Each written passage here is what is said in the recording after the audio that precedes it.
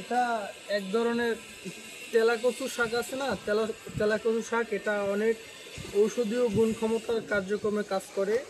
এটা হচ্ছে ডায়াবেটিসের কাজ করবে, অনেকে লিভারের কাজ করে, লিভারের কাজ করবে। এবং এটা দিয়ে অনেকে শাকসবজি হিসাবে তরকারিতেও খাওয়া যায়, মাছের পাশে দিয়ে খাওয়া যায়। তো আমরা যে বাড়িতে ভাড়া থাকি সে বাড়িতে আর কি মানে বাসার পাশেই মানে এগুলো হয়েছে।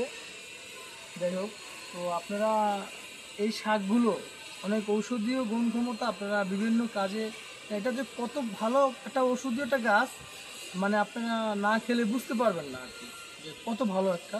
এটার নাম কি মানে অনেকে মানে কেলাকচু বলে, তেলাকচু বলে আর কি, অনেকে মামা কলা বলে, ঠিক আছে, বিভিন্ন নামে আর কি, বিভিন্ন এলাকায় বিভিন্ন নামে পরিচিত, যে যে নামে পারে সেই সেই নামে আর কি ইয়া করে। আমি আজকে আমার ওয়াইফের কাছ থেকে এগুলা শুনলাম, ঠিক আছে। এই এভাবে কাইটে তারপরে ইয়ে হয়। যে কলা গাছও আছে মনে হয় না, এটা মনে হয় কলা গাছও আছে। বিভিন্ন শাকসবজির ভিতরে মাছের পাশে দিয়ে কিন্তু খাওয়া যায়।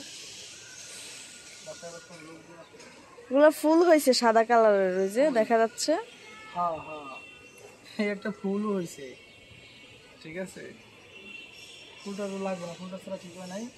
আপনারা এই শাকে ওষুধি গুণ ক্ষমতা শাকের জন্য এগুলা শাক খাওয়া যায়, ফুল ফুল তো খায় না, ফল হয় যেগুলা সেগুলা রান্না করে ভাজি করে মানুষে খায়।